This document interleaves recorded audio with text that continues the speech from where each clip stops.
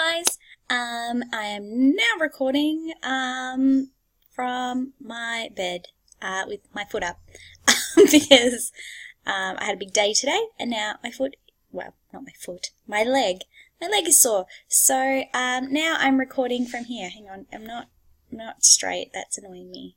Let me just, yep, that's better.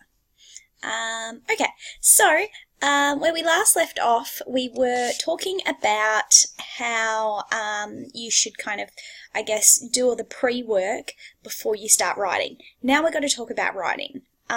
So hopefully you've got a good plan that's all set out, ready to go, and we can step right into doing the actual structuring stuff. So this is a little, let me move myself so that I am not in your way.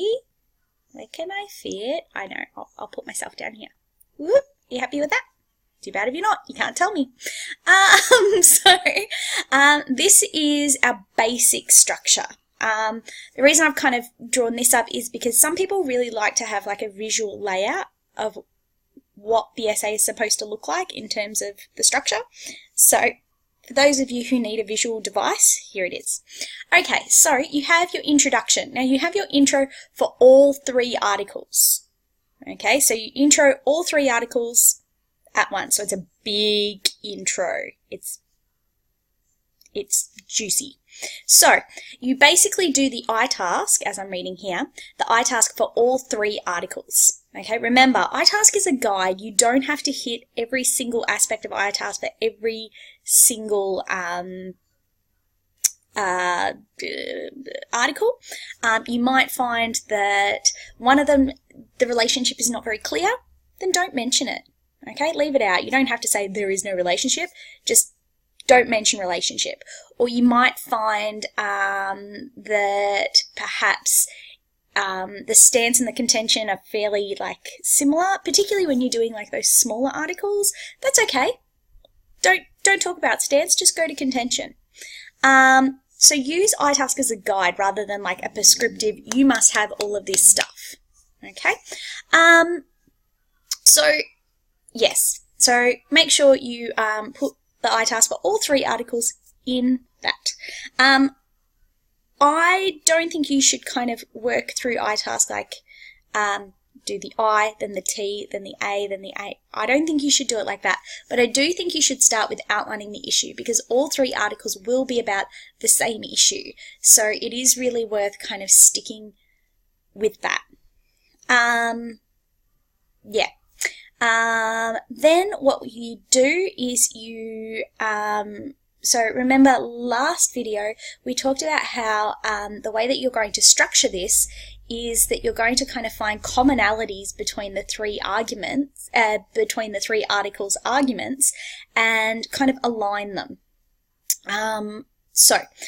For instance, and the way that you're going to structure it is that you're going to have the first kind of alignment for Article 1, 2, and 3. You're going to have the first kind of argument, or the first kind of idea. And then second paragraph will be that second alignment. The third alignment. My Cocker Spaniel is demanding to be in the video. She always seems to really like to be in the videos. She's pretty sure that she's actually the star. So here she is, so that she can get over this. Oh, say hi, Della. She's fairly unimpressed with you. Mainly because you're taking away her pat time. She should be getting scratches right now, and she's not because I'm making the video. So instead she's going to go to sleep, probably. Okay, so now that we've got that out of the way, and you'll understand why occasionally my computer moves because she is lying on top of it. She's currently lying on the keyboard. No. Okay. All right. So yeah. Anyway, this is what happens when you make videos at home. You have demanding dogs. So yes. So each of your paragraphs will address a different alignment. And remember, you try and aim for like 3 paragraphs. Now, you might find that some of your alignments you only can align 2 articles. That's okay, okay? Just make sure that you actually do touch base with all 3 articles at some point. You know, and that you do have the opportunity to compare or like the articles with one another, okay? So the body of your essay will work through each of the arguments presented in the articles. You will need to find where they align and then present that alignment as your topic sentence. Then analyze the persuasive pulls made by each article in that argument. So these paragraphs should be analysing persuasive pulls and comparing to other articles. Remember, there are 2 main jobs in this essay. 1, analyse the articles. 2, compare them. Okay? And then you've got your conclusion. So once you've done your 3 paragraphs, you have your conclusion where you restate the contentions of the articles and discuss any major comparison points between all 3. Okay? So that's kind of basically what it's going to look like when we get to the end. If we ever get to the end, which we will. Okay? All right, let's talk introductions. So, the introduction for the paragraph, for the essay, should address iTask, and if you can't remember iTask, here it is. Issue. What type of text is it? Is it a letter to the editor? Is it an editorial? What is it? Is it a blog post? What is it? Okay. Authors, well, authorship details, so that's the author's name, the newspaper or the wherever it's published, and the title of it. Then you have audiences. So what are the audiences that are reading these articles? So that requires you to think a little bit outside the box and kind of put yourself in the shoes of a potential reader. Who would be drawn to read this? Ask yourself that. Ways that you can kind of figure it out is, well, looking at where it's published can often help, but also reading, you know, the details that are given before the articles. That might also give you a bit of a hint. Relationships. Relationships is about the relationship between the author of the article and the issue. So, for instance, if it's about police and you've got a police officer writing the article, well, his relationship is obviously very clear that he has been in the police force, and that would kind of change the way that he looks at the issue, right? How could it not? Whereas if the relationship between the issue of, you know, kids having police in schools, if it was a parent, then the relationship between the author and the issue is very different. In fact, almost like a polar opposite. Okay, then stance. Now, stance is what it's basically arguing about the issue. Is it pro the issue? Is it anti the issue? That's kind of the easiest way to think about it. So is it pro police in schools or is it against police in schools? And then last but not least, obviously, your contentions. So what's their basic point of view? Okay? So you include those in the introduction. Okay, let's move on to show you an example. Here it is in all its glory. I might move myself again because I seem to be in the road. Let's put me, oh no, that won't work. Okay, I'm going to stay down here and then I'll move. Okay, so as you can see, I have color coded it because I'm clever like that. I just, you know, what can I say? I'm just awesome. All right, so my example comes from the article, the first article in our booklet, which is the first article is called Youth Workers, Not Police Needed in Schools, and then there are 2 response articles that we did, the Mike Burke one and the Bottom Min Park one. So if you're looking for where all of this info comes from, it's from there. And I figured to do this one because it was kind of the first one, so I figured most people would be looking at that article. Okay, so I start off with my issue. So I set the tone for the issue. There has been a concern about the safety of students at Victorian schools due to disruptive students. To address this, Opposition Leader Matthew Guy proposed a program to introduce a police presence into schools deemed at risk. Debate around the need, effectiveness and risks involved in this proposed program has ensued. Okay, so I've just basically thrown out, this is the issue being discussed in all of these articles. Okay, pretty straightforward, not too much detail. I've got 3 sentences, not a big deal. Okay, then I move on to doing some of the authorship stuff, and that is in purple. So Karen Dirkley from the Law Institute Journal wrote an opinion piece addressing this issue, titled Youth Workers Not Police Needed in Schools. So I've got my authorship details in purple, and then obviously I've got my text type, an opinion piece, in yellow. Her anti-police presence stance is clear. When she contends that police are not needed in Victorian schools and that we should be employing more youth workers and psychologists in these at-risk schools instead. So there I've got my contention.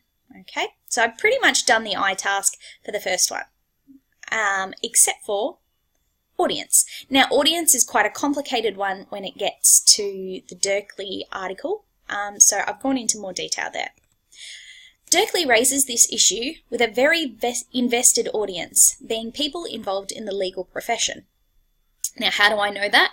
Because it was written in a Law Institute journal, and who else is reading Law Institute journals other than people who are in the legal industry? Okay. This niche audience, niche means like very small audience, and like that it's a very definite audience. This niche audience would be engaged because they are ultimately impacted by the outcome of young people who fall through the cracks of education system and thus turn to crime. They would also understand the complexities that young people deemed at risk can have with authorities. Okay, so what I've done there with my audience is I've made it very clear how they would be interested in the issues, how they would be kind of engaged. I would say audience and relationship are the 2 areas that you can really score extra points on, because it shows a level of understanding that a mid to low range will not be able to do. Okay, then I move to my next article. Now, notice the poo colour. The poo colour means I am comparing. Poo colour means compare. So I'm just going to move myself back up. Okay. Okay, in contrast, there's my compare. Mike Burke's letter to the editor, published in The Conversation, would have a very different readership. Okay, see how I'm comparing there? I should really have that very different readership in poo colour as well. Due to its origin of publication. So again, I've drawn the conclusion of who the audience is by looking at where things were published. Yes, I see you. Sorry, I'm talking to my dog.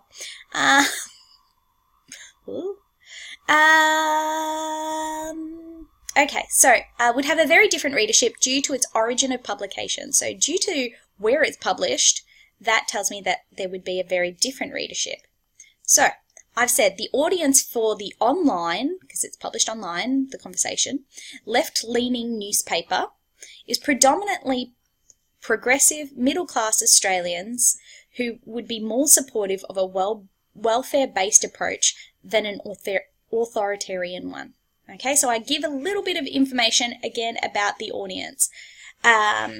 So for some reason I haven't put that in pink, but it should be in pink. My bad. It contends that there is no place in Australian schools for a police presence. There's my contention. And students so disruptive should be moved on to more specialised facilities. Okay, so what I've done there is outline Mike Burke's contention. However, there's some more comparison. However, Min Park Min Park expresses in his letter to the Weekly Roundup, I should have proofread this better, my bad, that his experience in the police force demonstrates not only the need for police in Victorian schools, but also that there are members on the force that have the skills to be good role models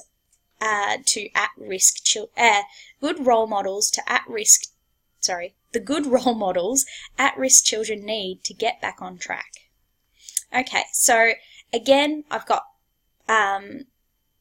some stance there and some contention. Okay, sorry, my dog is again trying to get at the computer. Sorry, get at my hand rather than letting me type so that she can get pats. Okay, so that's basically your intro. I know it's quite hefty, but again, it does all the things that it needs to outline before it goes into this analysis, because now I'm going to be able to refer to that audience without having to go through in detail who they are, because I've already done it earlier on in my piece. Okay, so that's the intro, so I'll leave it there, and then you can watch my next video to look at how to do the paragraphs. Okay, see you then. Bye!